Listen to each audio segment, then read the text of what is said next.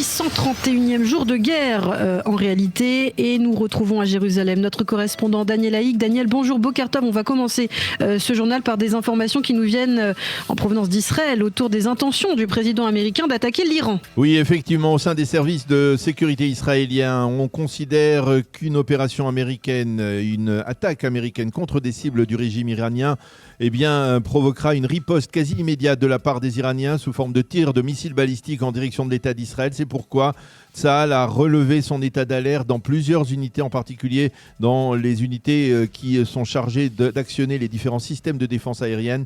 Et le cabinet restreint pour la sécurité nationale s'est réuni hier soir pendant plusieurs heures pour parler du dossier iranien sans que l'on ne sache si des décisions ont été prises à ce sujet ou pas.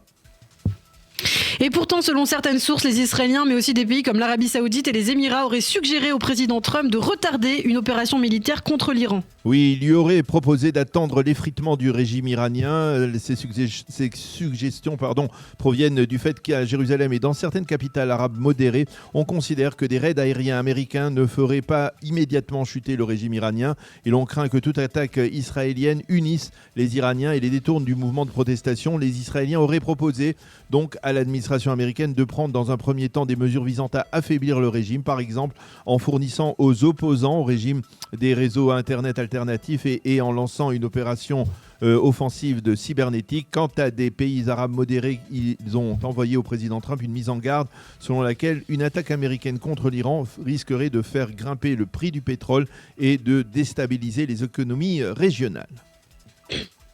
Et puis le président américain Daniel a mis en garde hier soir les dirigeants iraniens et a encouragé les manifestants anti-régime. Oui, vous le savez, lors d'une intervention télévisée, le président Trump a appelé les manifestants à se lancer à l'assaut des bâtiments du pouvoir à Téhéran. Il a promis que l'aide américaine était en route. Dans une interview à la chaîne CBS, le président Trump a également répondu à une question de la journaliste qui lui demandait ce qu'il fera si le régime iranien commence à pendre des opposants. Dans un tel cas de figure, a dit le président Trump, nous prendrons une décision ferme. Et d'ailleurs, le département d'État américain a appelé les ressortissants américains qui se trouveraient actuellement encore en Iran, on se demande pourquoi, à quitter immédiatement le territoire iranien. Et puis le président américain a rejoint dans la nuit une réunion sécuritaire qui était présidée par son adjoint, le vice-président J.D. Vance. Oui, la réunion était consacrée donc au dossier iranien et plusieurs responsables du Conseil de la défense nationale américain y ont pris part. Pour l'instant, on n'a pas eu vent là aussi de décisions prises au cours de cette réunion, mais elle prouve que les Américains tentent de montrer aux opposants iraniens qu'ils sont et qu'ils restent à leur côté. Dans la bande de Gaza, à présent, la tension a brusquement grimpé hier à la suite d'un incident grave dans la ville de Rafah. Oui, 2 soldats israéliens ont été légèrement blessés au cours d'un sérieux accrochage après que 6 terroristes du Hamas soient sortis d'un tunnel.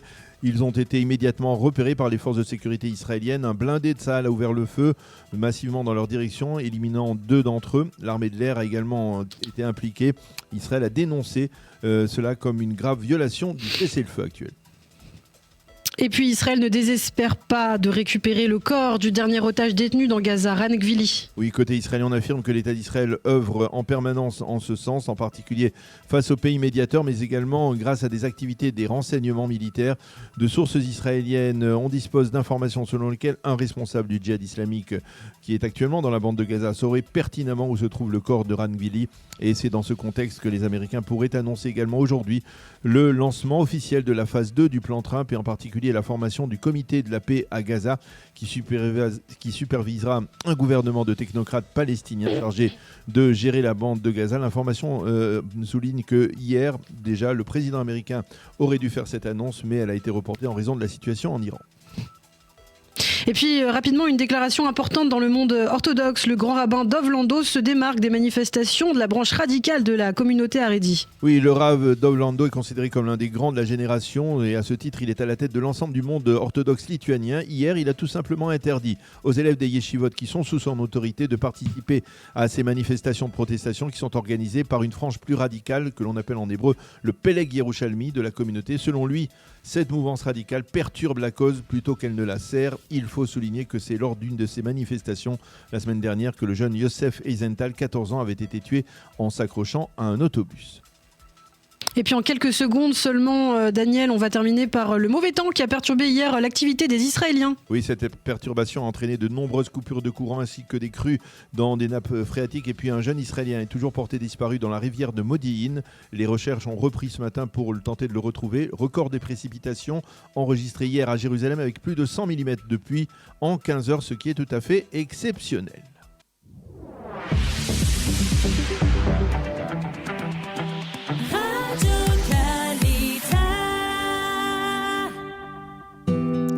Une page météo pour compléter même ces informations que nous venons de vous fournir avec nos confrères de Radio J à propos de la météo. Comme nous l'avons dit, Israël a été traversé, vous l'avez remarqué bien entendu, par une très forte perturbation et un temps particulièrement froid.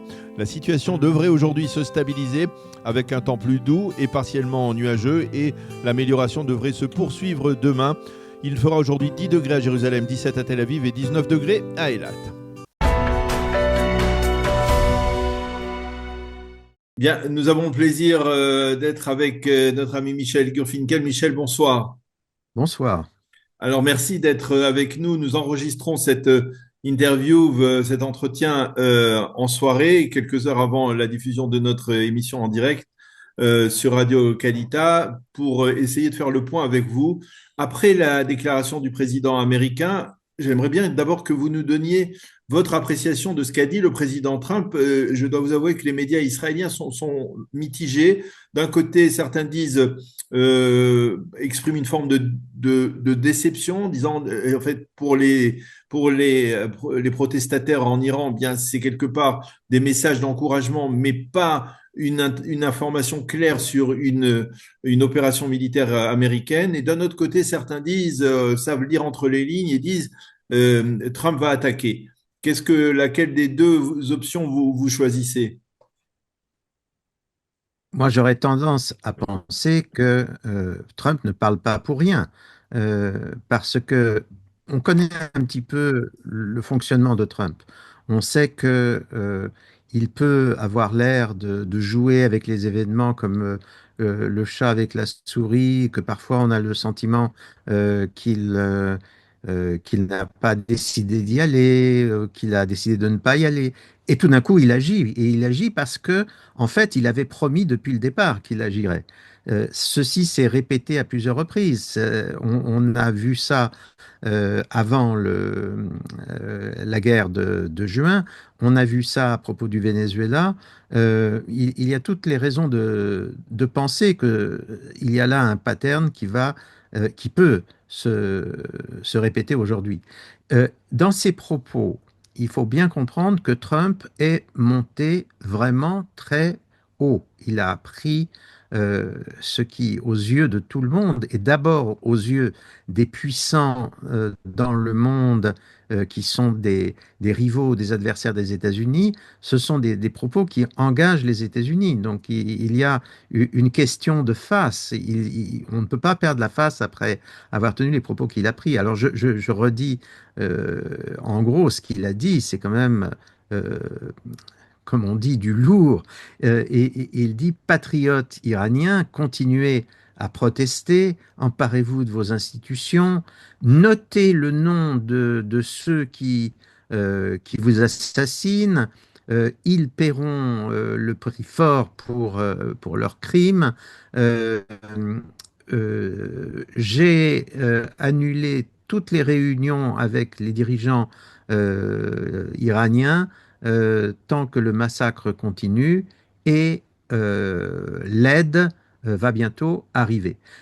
Quand vous prenez ces différentes affirmations ensemble, il y a un engagement extrêmement fort, il y a une mise extrêmement élevée de la part de Trump, et il est difficile de penser que Trump parle pour ne rien dire lorsqu'il dit de pareilles choses. Maintenant, même si lorsque l'on dit l'aide va bientôt arriver, c'est ce que disait Lindsey Graham il y a 2 jours déjà, ça peut vouloir dire beaucoup de choses. Ça peut vouloir dire une aide logistique, cyberattaque, pas obligatoirement une attaque de l'armée américaine contre des positions iraniennes. Une aide, c'est une aide. Une aide, c'est une aide. C'est donc quelque chose de substantiel et qui va euh, contribuer à une modification décisive de la situation sur le terrain. Effectivement, cette aide peut revêtir énormément de formes. Aujourd'hui, certaines cyberattaques peuvent être aussi dévastatrices qu'un bombardement. C'est de l'ordre du possible. Il y a aussi une autre forme d'aide. Nous ne savons pas actuellement exactement quelle est la nature et quel est exactement le volume de l'aide que les Américains font parvenir, les Américains et sans doute également les Israéliens font parvenir à l'opposition iranienne. Mais il y a tout lieu de penser que cette aide existe et qu'elle est conséquente et qu'elle est importante et qu'elle contribue à la force du mouvement actuel. Euh, Que vous avez des contacts en Iran, vous avez des contacts auprès des Iraniens exilés. Qu'est-ce qu'ils vous disent en ces dernières heures? Est-ce que d'abord les données sur l'ampleur des massacres, elles se confirment? Il y a des opinions différentes là-dessus. Certains pensent que euh, certains des chiffres qui ont été avancés euh, sont détachés de la réalité. Qu'il y ait eu des morts, qu'il y ait eu des victimes, oui. L'impression de beaucoup de gens qui suivent de très près ce qui se passe en Iran, c'est tout de même que beaucoup de gens parmi les forces de répression, justement, ne montrent aucun zèle pour écraser le mouvement contestataire. Vous êtes en train Euh, de dire on- qu'il y a peut-être déjà des brèches, on va dire, au sein des services de sécurité, les Bassij, les gardiens de la Révolution. Il y a peut-être un début de refus d'obtempérer. oui, on sait par exemple que les gardiens de la Révolution et les Bassidji, les uns et les autres, on sait qu'il y a des ordres formels de répondre aux injonctions de mobilisation qui ont été faits à leur intention par le commandement, ce qui signifie en termes concrets que les dirigeants des gardiens de la Révolution et des Bassidji ne sont pas contents du niveau de mobilisation de leurs troupes. Visiblement, au minimum, une partie des Bassidji et probablement une partie des gardiens de la Révolution sont en train de refuser d'exécuter des ordres parce qu'ils ont peur pour eux, ils ont peur pour leur famille. La petite phrase de Trump va très loin. Les assassins vont payer. Alors, Trump, il a dit aussi une Ça veut phrase. dire quelque chose, ça. Il a dit une phrase que vous avez peut-être pas mentionnée, il a dit on arrête toutes les négociations avec les Iraniens. Oui, je l'ai dit tout à Ah, l'heure. pardon. Je l'ai dit tout à l'heure. Est-ce que ça veut dire que Trump, en fait, l'axe dans l'administration Trump, c'est-à-dire J.D. Vance, peut-être même Steve Witkoff, euh, ont été en fait mis de côté pour l'instant et que c'est Donald Trump avec, on va dire, une approche plus offensive qui donne le ton? Je ne suis pas tout à fait convaincu par l'idée que le vice-président Vance ou que Witkoff ait une ligne différente du président et une ligne, je dirais, moins engagée par rapport à l'Iran. Je ne crois pas vraiment que ce soit vrai. Ce qui est vrai, c'est que à l'extrême droite euh, du Parti républicain. Et quand je dis l'extrême droite du Parti républicain, presque en dehors du Parti républicain actuel, du parti MAGA, du parti trumpiste, il y a des gens qui ne veulent absolument pas entendre parler d'une guerre pour changer le régime en Iran. Ces gens existent, mais Mais MAGA, alors MAGA, puisque vous citez MAGA, MAGA, ça peut vouloir dire aussi dans l'administration Trump euh, une volonté de refaire des États-Unis le gendarme du monde. Ah, mais oui, alors là, sur ce plan, je crois que c'est assez clair. Euh, on ne le dira jamais assez. C'est vrai que Trump a repris un slogan un peu dynamite dans le langage politique américain, America First. Je dis que c'est de la dynamite parce que c'était le slogan de ceux qui s'opposaient à Roosevelt quand celui-ci voulait aider les Alliés contre Hitler.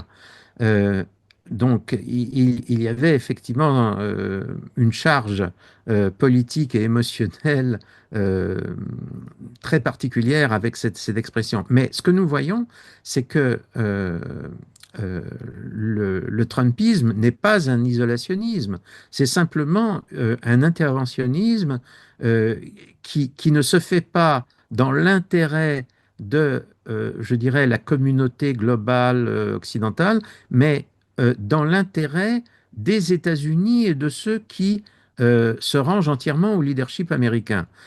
Mais c'est un interventionnisme. Et regardez ce qui s'est passé depuis que Trump est arrivé au pouvoir il y a un an. Oui, Les interventions et de très grande taille se succèdent. ok. Euh, voilà. Alors, je voudrais une dernière question concernant Israël plus directement. On voit Binyamin Netanyahou, on va dire très très en retrait. Les ministres du gouvernement ont reçu l'ordre de ne pas s'exprimer là-dessus. Binyamin Netanyahou soutient, il l'a dit il a dit dimanche en Conseil des ministres, il soutient le mouvement de protestation des Iraniens.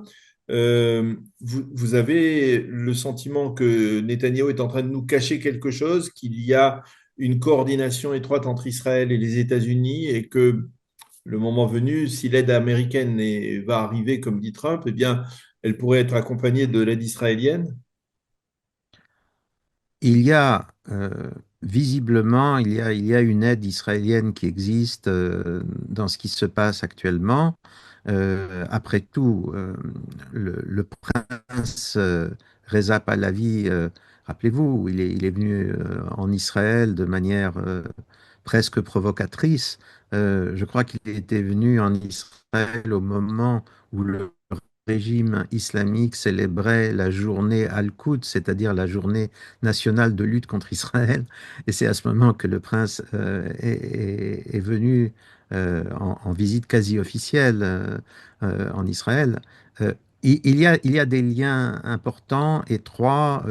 La solidité de la pénétration israélienne en Iran est un fait. Et d'ailleurs, cette pénétration ne s'explique elle-même que par le fait que beaucoup d'Iraniens pensaient combattre le régime. Tout cela est très clair. J'insiste aussi sur le fait que lorsqu'on parle du triangle, Trump, Netanyahou et la résistance iranienne, ou si vous préférez, Trump, Netanyahou et Reza Pahlavi, il y a quelque chose de très important qu'on néglige, c'est que Reza Pahlavi, euh, qui, qui a vécu aux États-Unis, qui était réfugié aux États-Unis, euh, n'avait pas le droit, jusqu'à l'année dernière, n'avait pas le droit de faire de la politique. Il pouvait, on tolérait qu'il s'exprime sur son pays ou sur son père, mais Ah oui. officiellement, il n'avait pas le droit de faire de la politique. Et d'ailleurs, on a le souvenir d'un Reza Pahlavi extrêmement prudent et Oui. modéré dans ses expressions. Cette interdiction a été levée dès que Trump est arrivé à la Maison-Blanche il y a un an. Ah, Et c'est quand même une clé très importante pour tout ce qui est en train de se passer. Donc il y a visiblement une corrélation, une connivence, si vous voulez, importante qui existe entre euh, Netanyahou, Trump et beaucoup de gens autour de Trump dans l'administration actuelle et le prince Reza Pahlavi et derrière lui une résistance iranienne dont on constate tous les jours qu'elle a beaucoup de solidité. eh bien, on va en rester là. C'est toujours passionnant de vous écouter, d'obtenir des informations comme celles que vous venez de nous donner par rapport à Reza Pahlavi et la levée de son interdiction de s'exprimer sur le plan politique. C'est quelque chose que je ne sais pas si beaucoup d'Israéliens le savent en tout cas, mais c'est effectivement déterminant. Merci beaucoup, Michel, de nous avoir éclairés. Bonne continuation et à bientôt.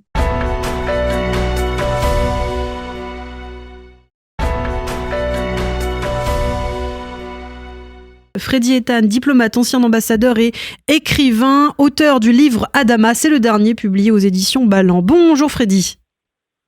Bonjour Ilana. Merci beaucoup d'être avec nous Freddy. Alors, on parle ce matin, vous souhaitiez revenir sur ces discussions sécuritaires entre Israël et la Syrie au cours de tractations organisées sous l'égide de Washington qui étaient au point mort depuis septembre dernier. Les représentants des deux États se sont entendus la semaine dernière pour instaurer un mécanisme apparemment, en tout cas, de désescalade. Oui, c'était à Paris, je vous rappelle. Et donc, ces rencontres diplomatiques entre des délégations israéliennes et syriennes, sous les auspices évidemment des États-Unis, sont importantes pour aboutir à une normalisation. Comme vous voulez le rappeler, nous avons évidemment mis sur place un mécanisme conjoint dans le but est de partager d'abord du renseignement militaire, de prévenir des incidents à la frontière, mais surtout éviter à tout prix des attaques terroristes contre des villages israéliens et également, il faut le dire, pour protéger la minorité druze. Vous savez, on se pose aujourd'hui la question concernant l'avenir du régime des ayatollahs à Téhéran. Vous savez, concernant l'avenir du régime syrien, je vous rappelle qu'au début de la guerre civile, déclenchée en février 2011, Ehud Barak, ancien chef d'état-major, Premier ministre, avait osé de dire que le régime de Bachar al-Assad va tomber dans les semaines à venir. Eh bien, nous connaissons la suite. Il faut préciser aussi que depuis 1948, nous suivons la situation dans le monde arabe avec vigilance. Les services de renseignement israéliens sont capables de connaître au moindre détail les rouages des régimes et des états-majors, ainsi aussi que le déploiement de leurs forces terrestres, aériennes ou maritimes. Nous pouvons aussi évaluer les intentions de nos ennemis dans l'immédiat, mais aussi on peut se tromper dans l'évaluation, comme ce fut le cas en 1973 avant la guerre de Kippour, et aussi les intentions du Hamas avant le 7 octobre. Toutefois, il faut dire aussi que tous les services de renseignement, le Mossad comme la CIA, sont incapables d'analyser les démarches politiques et prédire l'avenir à moyen terme et à long terme. Je vous rappelle que personne n'a prévu une révolte populaire en Égypte contre le président Moubarak, la montée des frères musulmans, ni non plus, en Europe, la chute de l'Union soviétique. Donc, sur les récentes émeutes en Iran, il faut être prudent. Et sur l'avenir des régimes des ayatollahs, nous suivons évidemment avec vigilance. Vous savez, le nouveau chef syrien est un ancien terroriste islamiste. Il ne maîtrise pas toutes ses troupes et ne contrôle pas tout le territoire de son pays. Mais Israël se trouve aujourd'hui en position de force. Il dicte aujourd'hui l'ordre du jour en Syrie, au Liban et même en Iran. Alors donc, les pourparlers avec la Syrie se poursuivront dans les semaines à venir. ils comprennent une reconnaissance mutuelle de la souveraineté d'Israël et de la Syrie, mais surtout des garanties sécuritaires qui préservent la présence de Tsahal sur le haut-terre du Golan et le mont Hermon, qui ce matin est évidemment avec la neige qui tombe. Mais après la reconnaissance de la souveraineté israélienne sur le Golan, signée en 2019 lors du premier mandat du président Trump, un retrait du Golan est exclu.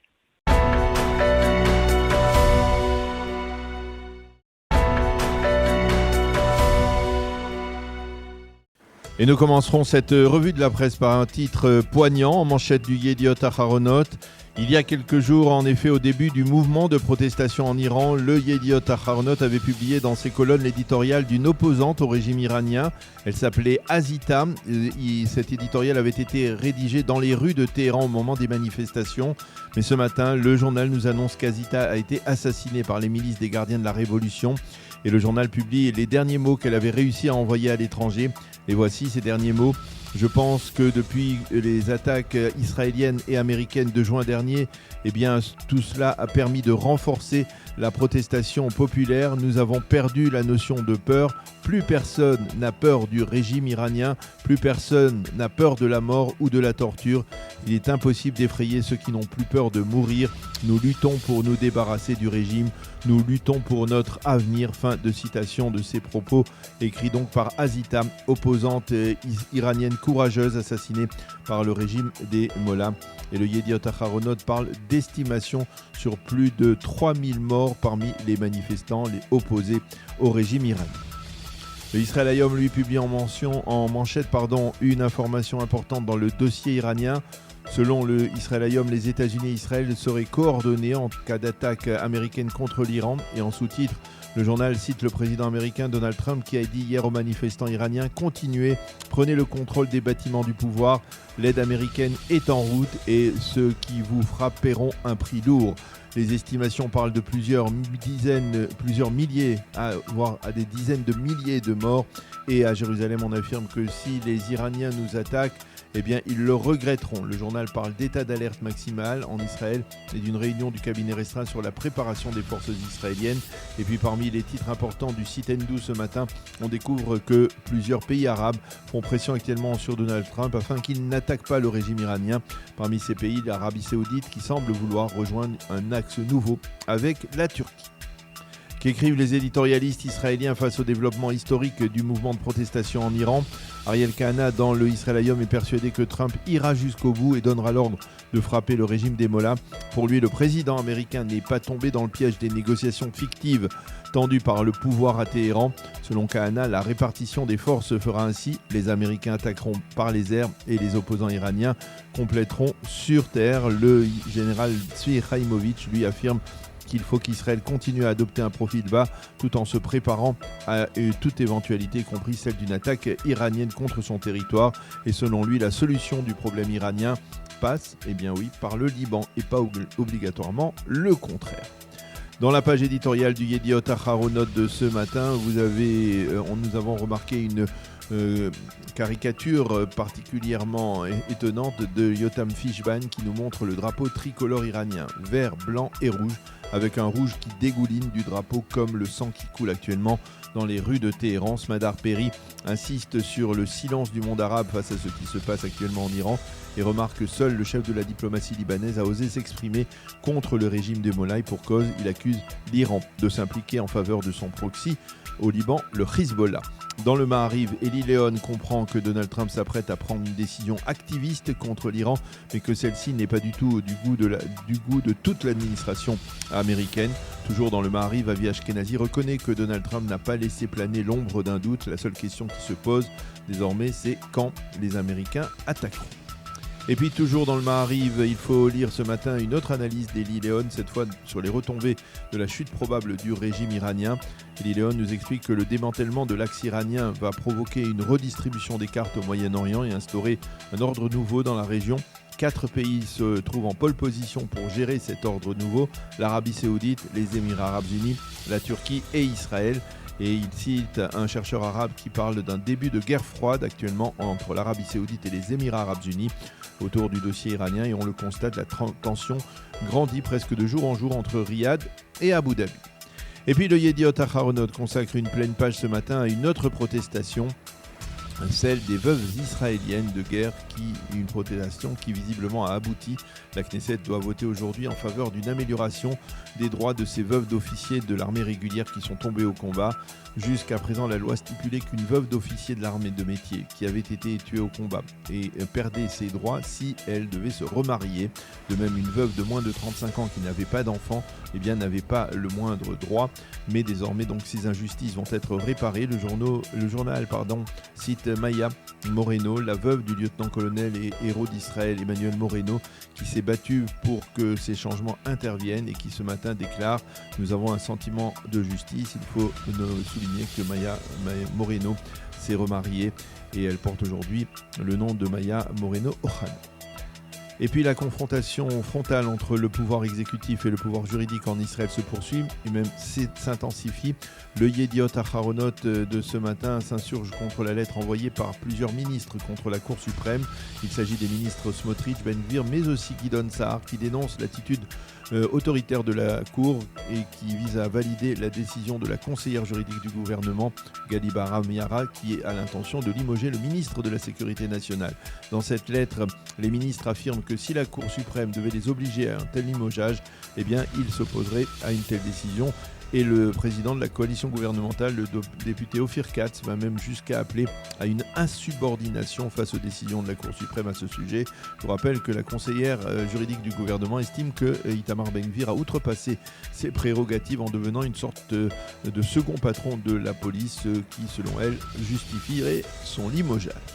Et puis pour terminer, une belle image que l'on a pu voir sur les réseaux sociaux hier soir. En particulier, il s'agit de photos et de vidéos de soldats de Tsahal et plus particulièrement de ceux de l'unité des alpinistes de Tsahal, c'est comme cela qu'on les appelle ici, qui ont patrouillé hier sur les hauteurs enneigées du mont Hermon. Les alpinistes sont considérés comme des soldats d'élite et ils sont entraînés pour faire face à des conditions météo particulièrement rudes comme celles qui étaient en vigueur hier, en particulier donc sur les hauteurs du Hermon. C'est la fin de cette revue de la presse. Nous avons le plaisir et l'honneur de recevoir ce matin sur Radio Kalita notre ami Manuel Valls. Monsieur Valls, bonjour, Boker Tov, bonjour. Bonjour à vous. Merci d'être avec nous ce matin. Vous êtes en Israël depuis 3 jours. Vous avez participé hier, vous étiez à l'invité d'honneur d'une soirée organisée par l'organisme Elnet France et notre ami Arié Ben-Semoun. Une manière pour cet organisme et pour la communauté francophone de vous rendre hommage pour votre soutien indéfectible envers l'État d'Israël, en particulier au cours des 2 dernières années de ces périodes difficiles qu'a traversé l'État d'Israël. Alors avec vous, je voudrais que l'on revienne un peu, puisque vous êtes en Israël à une période, on va dire, particulièrement marquante de l'histoire, puisque l'on parle beaucoup de l'Iran et de l'avenir du régime iranien. Je voudrais avoir d'abord votre première appréciation sur ce qui se passe actuellement en Iran, sur les déclarations du président Trump qui dit l'aide américaine est en route. Est-ce que vous pensez, vous personnellement, que l'État d'Israël et les Américains doivent s'impliquer militairement aujourd'hui pour affaiblir plus encore le régime iranien et porter un coup de pouce déterminant à la protestation ? J'hésite parce qu'évidemment, il s'agit de décisions tout à fait souveraines de la part des États-Unis, d'Israël, de réflexions que doivent mener aussi les pays européens qui ont soutenu les États-Unis d'Amérique et Israël quand l'Iran a attaqué l'État hébreu. Mais d'abord, laissez-moi vous dire que je suis bien sûr solidaire du peuple iranien, je suis marqué par son courage, bien évidemment, face à une répression qui semble être, selon les chiffres qui nous arrivent, tout à fait effrayante, d'une certaine manière inégalée par rapport à d'autres mouvements de protestation. Vous dire ensuite, c'est pour ça que je crois qu'il faut être très attentif à ce qui se passe, qu'il y a peut-être une opportunité historique de voir le régime des mollahs s'effondrer. Après les coups très durs portés par Israël contre le Hezbollah, cet axe organisé depuis des années par l'Iran et l'affaiblissement du régime iranien est sans aucun doute une opportunité. Donc, pour ces raisons à la fois de soutien aux démocrates et parce que l'affaiblissement du régime des Mollahs peut conduire à son effondrement, je pense que d'une manière ou d'une autre, oui, la communauté internationale et donc bien sûr les États-Unis et Israël doivent étudier la meilleure manière, le meilleur chemin pour accélérer cet effondrement. Ce sont des décisions difficiles, mais cette opportunité existe et l'effondrement du régime des Mollahs représenterait à la fois la fin d'une dictature, un affaiblissement de tous les ennemis de la démocratie que sont la Russie, la Corée du Nord et l'Iran notamment. Et puis ce serait un coup très dur porté à l'islamisme. Nous savons tous le rôle que joue l'Iran dans ce domaine depuis 1979. Les comparaisons historiques sont toujours hasardeuses, mais l'effondrement de ce régime pourrait être comparé à celui de l'URSS il y a plusieurs décennies. Oui, alors vous n'êtes pas un peu surpris par, on va dire, une sorte de silence de l'Occident, de l'Union européenne, de ceux qui sont toujours aussi prompts à réagir, par exemple, aux attaques israéliennes, face au silence de l'Union européenne en particulier, face à la protestation. On a un peu le sentiment, c'est ce que disaient certains éditorialistes israéliens, que le monde libre se tait, avec autant de rapidité qu'il a condamné Israël au lendemain du 7 octobre. Oui, ça, je suis prêt à vous suivre dans cette analyse. Je dois reconnaître aussi que les chancelleries, les différentes capitales européennes ont fini par réagir, par condamner la répression. Vous savez, des ambassadeurs européens ont été convoqués à Téhéran. On a fait de même à Paris. Bon, mais là n'est pas l'essentiel. Quel est l'intérêt de l'Europe? Quel est l'intérêt de l'Occident? Quel est l'intérêt des démocraties et des démocrates en général? C'est en finir avec ce régime qui non seulement oppresse de manière effroyable son peuple depuis 1979, mais qui se livre à une guerre politique, idéologique, culturelle, mais qui a aussi alimenté le terrorisme contre nous. L'Iran, par ailleurs, est un des soutiens de la Russie dans son invasion en Ukraine. Donc, pour toutes ces raisons-là, il faut agir, il faut parler fort et il faut être évidemment très attentif aux choix, aux décisions que les États-Unis et Israël pourraient être amenés à prendre dans les heures, dans les jours, dans les semaines qui viennent. Mais vous n'êtes pas de ceux qui disent, il y en a qui disent que finalement, en fait, ce soutien, il est plus tempéré, ce soutien envers la protestation des Iraniens, il est plus tempéré parce que les Iraniens sont solidaires de l'État d'Israël et que finalement, aujourd'hui, ce n'est pas de bon ton de soutenir d'une manière ou d'une autre l'État d'Israël? Je n'ai pas cette perversité oui. dans l'analyse. Si vous voulez, ceux qui tout de suite ont voulu proclamer la reconnaissance de l'État palestinien sans aucune condition, ceux qui sont les plus prompts à condamner tout de suite une intervention d'Israël ou de Tsahal, sont les mêmes qui oublient ce qui s'est passé ces derniers mois. C'est-à-dire une défaite, je le disais il y a un instant, du Hezbollah, l'effondrement du régime de Bachar et un affaiblissement notable, bien sûr, après la guerre de 12 jours, du régime des Mollahs, donc du régime islamiste. Donc c'est ça qui doit être mis en avant. C'est cette victoire d'Israël avec le soutien des États-Unis de cet axe.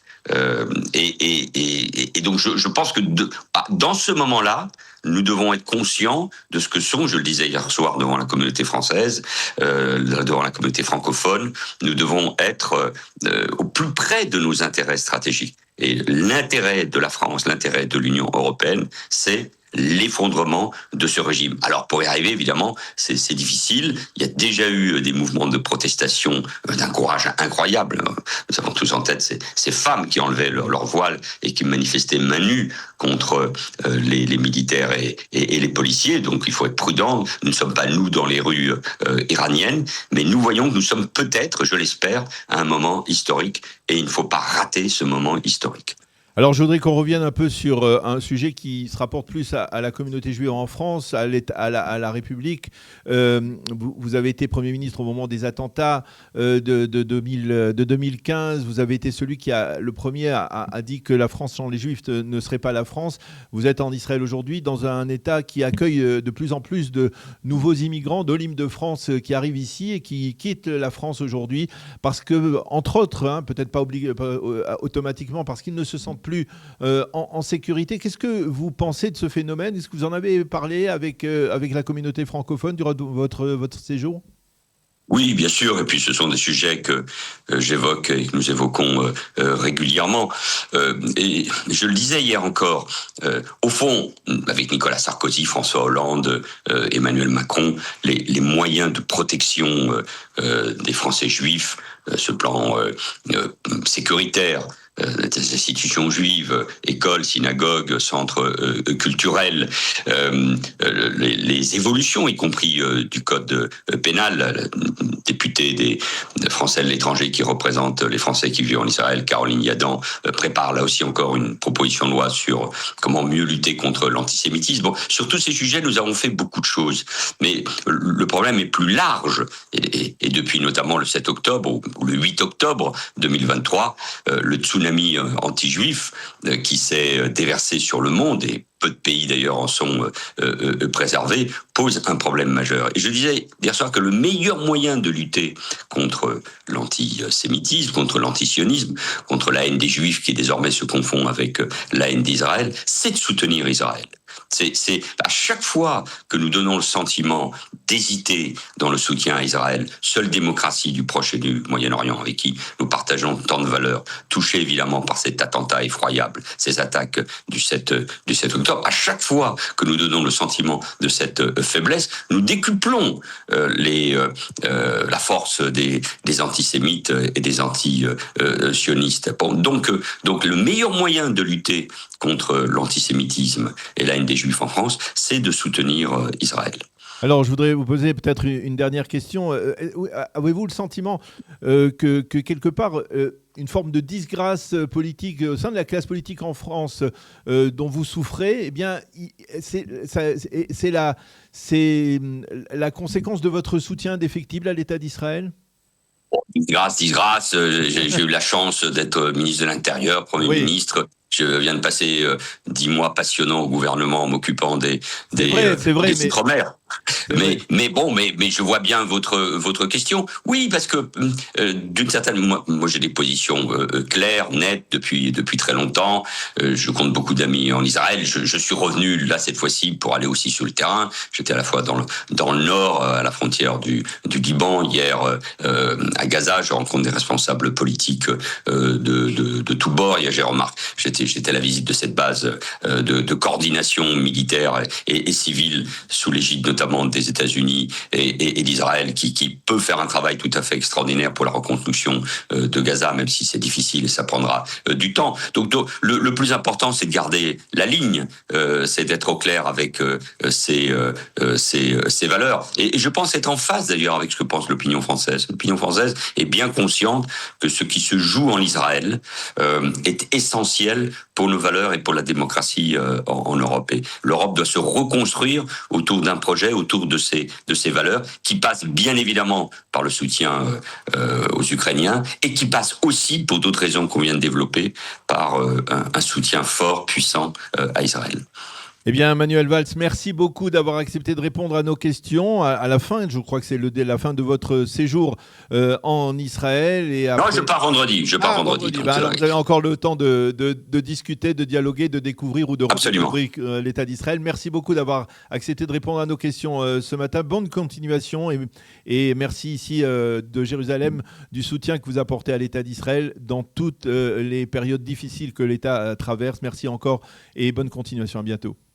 Merci à vous, bonne journée. Il est rare qu'un dossier mérite qu'on s'y arrête vraiment.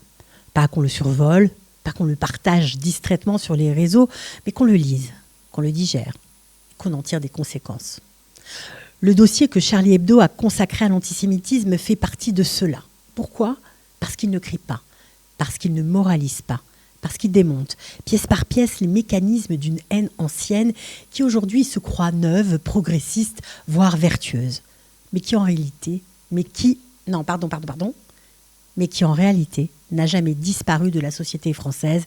Et comme le dit si bien Ries, je cite, « Qu'il soit d'origine chrétienne, d'extrême droite ou qu'il mijote à l'extrême gauche, l'antisémitisme a toujours eu son rond de serviette dans les réunions de famille. Les bistrots, les partis politiques, les cercles économiques ou culturels, les innombrables défauts qu'on impute aux juifs ont un point commun. Tout le monde les possède. Et pour se délester de la culpabilité de les avoir aussi, le commun des mortels a assigné aux Juifs la mission d'emporter la responsabilité exclusive. » Ce dossier ne parle pas seulement des agressions antisémites qui ont explosé en France, il parle surtout de ce qui les rend possibles. On y voit comment l'antisémitisme contemporain avance masqué, comment il se glisse dans le langage, comment il change de nom pour ne plus avoir à s'assumer. On ne dit plus les Juifs, on dit les sionistes. Ou mieux encore, les dragons célestes, un détournement des personnages de One Piece beaucoup plus safe pour déverser sa haine sur les réseaux sociaux. D'ailleurs, on ne parle plus de haine, on parle de colère légitime. On ne vise plus une population, on vise un symbole. Mais le résultat est exactement le même. En gros, et comme toujours, l'antisémitisme n'a pas besoin de juifs pour exister. Il a besoin d'un prétexte. Et les exemples sont nombreux. Des artistes, des intellectuels, des journalistes juifs sont sommés de se désolidariser publiquement et en permanence de l'État d'Israël, auquel on les associe malgré eux, comme si leur existence dans la sphère publique devait être désormais conditionnelle. Le dossier montre aussi comment certaines caricatures, certains slogans, certaines comparaisons prétendument politiques recyclent en réalité les pires images de l'histoire. Le juif tout-puissant, le juif criminel, le juif déshumanisé, mais avec un vocabulaire neuf. Et surtout, Charlie Hebdo, qui a vu sa rédaction décimée il y a 11 ans, ose une question dérangeante. Pourquoi tant de gens qui se disent antiracistes deviennent soudain très prudents quand il s'agit des juifs ? Ceux massacrés le 7 octobre, celles violées à Nova, dans les kibbutzim et dans les tunnels. Pourquoi cette gêne ? Pourquoi cette peur de nommer les choses ? Pourquoi ce silence parfois assourdissant face à des actes que personne n'oserait relativiser s'ils avaient visé d'autres minorités ? Si tout n'est pas antisémite, la France a collectivement accepté de ne plus savoir définir ce qu'il est. Et quand une société ne sait plus reconnaître une haine, en l'occurrence ici la haine du juif, elle finit toujours par la tolérer. Et c'est là que l'antisémitisme devient un baromètre. Quand il monte, c'est que quelque chose se fissure profondément dans le débat public, dans la morale collective, dans le rapport à l'autre. Parce qu'un poison, même déguisé, reste un poison. Et l'antisémitisme, une répétition générale d'une haine qui frappera ensuite collectivement. Alors nous souhaitons à la France de retenir les leçons de l'histoire, à moins qu'il ne soit déjà trop tard. Nous avons le plaisir d'être en ligne avec Gilles Belaïch. Gilles, bonjour. Boker Tov. Bonjour Daniel. Merci d'être avec nous ce matin. Je rappelle à nos auditeurs que vous êtes spécialiste, expert en économie, chroniqueur. Et avec vous, je voudrais que l'on revienne sur certaines données de l'économie israélienne qui, dans l'ensemble, sont plutôt positives, il faut bien l'avouer. D'ailleurs, la décision, il y a quelques jours, du gouverneur de la Banque d'Israël d'abaisser les taux d'intérêt directeurs pour la seconde fois à la fin de cette année 2025, ce sont des décisions... on va dire encourageante, n'est-ce pas ? C'est-à-dire c'est le reflet d'une situation, on va dire macroéconomique qui est relativement sereine pour l'État d'Israël, surtout après 2 ans de guerre, après près de 300 milliards de shekels de dépenses militaires pour cette guerre. Oui, c'est un vrai miracle au sens global du terme. Quand on connaît les difficultés du pays, on a aujourd'hui un taux directeur qui a baissé. C'est signe que c'était attendu, bien sûr, mais c'est signe aussi que on a une inflation qui est maîtrisée. Les deux vont ensemble. On abaisse les taux quand l'inflation est maîtrisée, et ça permet aussi à beaucoup de gens et à beaucoup d'Israéliens qui se posaient des questions aussi sur l'économie israélienne, mais surtout par rapport au monde extérieur, de pouvoir s'assurer que l'ensemble des signaux, à savoir un taux directeur bas, un niveau d'inflation qui est à 2,4% et également un niveau d'endettement budgétaire, on a eu l'information hier, qui reste relativement stable, c'est signe que le niveau de croissance du pays est tel qu'on arrive à compenser les difficultés intrinsèques qui font en sorte que normalement on devrait avoir un pays qui serait exempt, qui serait endetté, qui serait avec une inflation extrêmement élevée, ce qui est le cas de la plupart des pays de la région du Middle East, il faut bien sûr pas l'oublier, et surtout avec un shekel qui se retrouve être une monnaie refuge extrêmement forte par rapport à toutes les autres devises mondiales. Alors, vraiment, je voudrais que vous nous expliquiez, parce qu'on est assez éberlué par ce genre de données. On a vraiment du mal à y croire, parce que une guerre dans n'importe quelle économie, que ce soit des pays occidentaux ou à plus forte raison des pays qui sont qui sont plutôt dictatoriaux, eh bien, ça a un impact extrêmement négatif, extrêmement difficile. En Israël, on a vécu la guerre de Kippour il y a 50 ans, et après on a parlé d'une décennie qui était perdue pour l'économie israélienne. On se rappelle de la période des années 80 où il y avait une déflation, une perte de la valeur du shekel à l'époque. Comment on explique ce phénomène-là, ce phénomène que vous mentionnez concernant l'endettement, qui est encore aujourd'hui, c'est-à-dire après tant de coûts de cette guerre, eh bien, inférieur à celui de la France. Comment vous expliquez cela ? Alors, il y a plusieurs facteurs. Le premier, c'est aussi que nous avons une réputation aussi au niveau mondial, qui est que pour beaucoup de pays, ce niveau de guerre serait absolument incroyable et nous mettrait au tapis. Les gens savent qu'il y a une forte résilience économique. Là, on n'est pas dans la politique, on n'est pas dans les bons sentiments, on est sur l'analyse économique pure.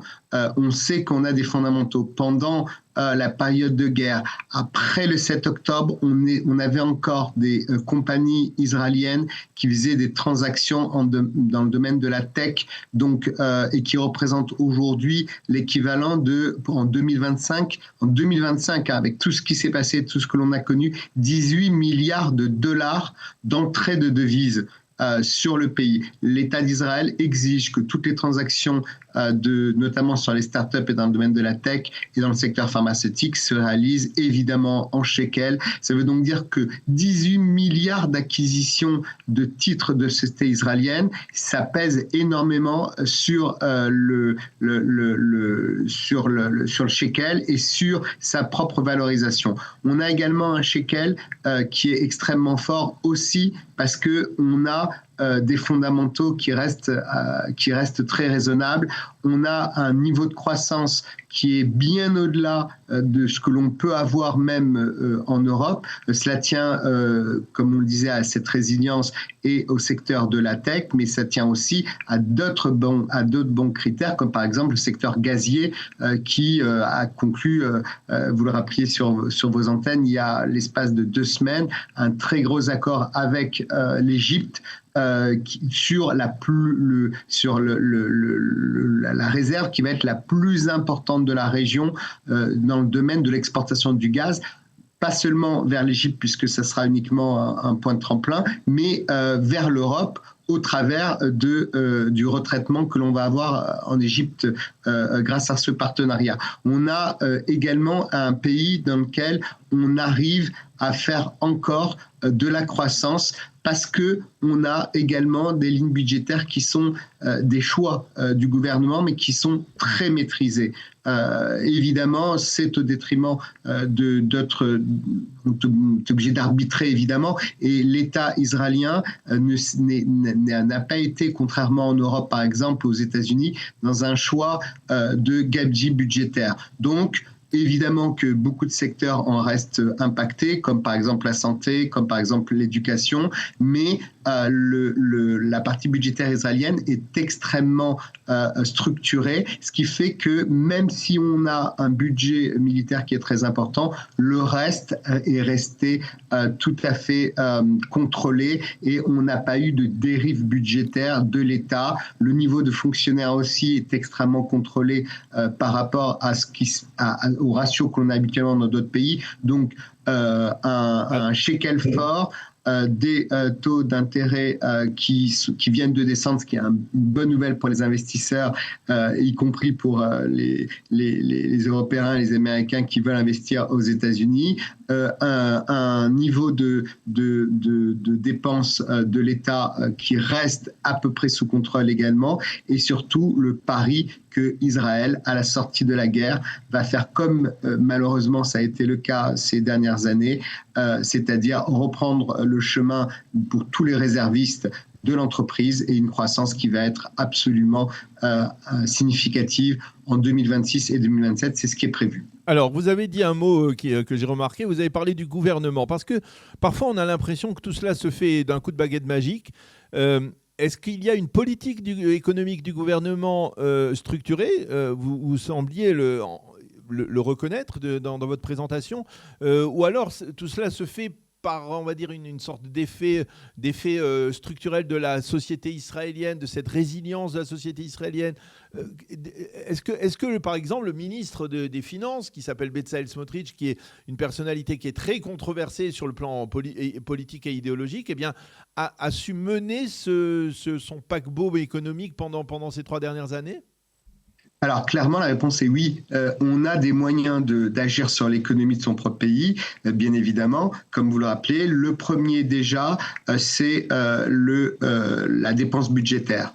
Plus on va avoir une dépense budgétaire réduite, moins on est dans la dérive et plus on va avoir confiance dans notre économie. C'est ce qu'on retrouve pas en France. Pardon Gilles, mais la dépense budgétaire réduite, elle ne peut pas être réduite lorsqu'on a un budget de la défense nationale qui est en croissance exponentielle.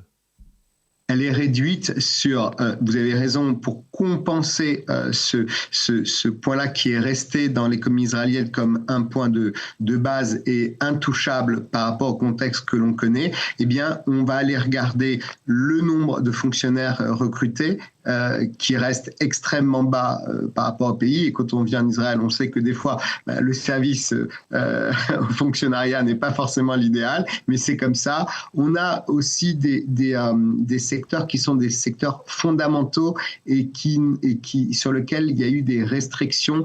On peut être pour, on peut être contre, mais c'est factuel, qui sont le secteur de la santé, le secteur de l'éducation également, l'aide sociale qui est extrêmement réduite aussi en Israël, il faut bien sûr le rappeler, par rapport à bien d'autres pays sur lesquels on a des aides sociales extrêmement puissantes, même si pour eux, l'aide sociale, ça a été déjà pendant la période de guerre, de pouvoir subventionner l'ensemble des entreprises qui ont mis à disposition leurs salariés, financer les réservistes. Tout ça, c'est une manière d'avoir de l'entraide sociale, mais pas celle que l'on connaît en Europe avec les allocations familiales, les aides au logement, etc.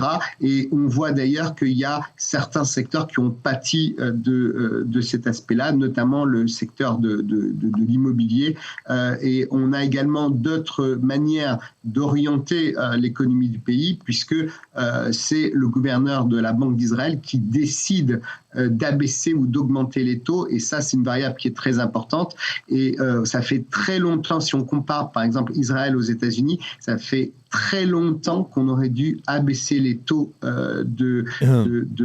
du prime israélien. On a eu un petit moins 0,25%, alors que les Israéliens, dans l'économie nationale, attendaient ça pour acheter de l'immobilier, pour que les entreprises puissent investir. Et puis, c'est un phénomène dans lequel Israël a des devises disponibles en réserve dans la Banque centrale. S'il décide de vendre ou pas ces devises-là, on arrive à ajuster. Et d'ailleurs, certains et pas mal d'économistes israéliens reprochent au gouvernement israélien de ne pas avoir suffisamment injecté de devises de telle manière à abaisser le shekel, parce que n'oublions pas qu'un shekel fort, c'est censé, je dis bien censé être bien pour l'importation, mais on ne retrouve pas toujours dans nos supermarchés. Par contre, c'est une catastrophe pour les exportateurs, c'est une évidence. Eh bien, Gilles Belaïch, merci beaucoup pour ce tour d'horizon encourageant, il faut bien l'avouer, de l'économie israélienne avec les dernières décisions, en particulier du gouverneur de la Banque d'Israël. Merci Gilles beaucoup de nous avoir éclairé sur ce sujet et bonne continuation. À bientôt. À bientôt.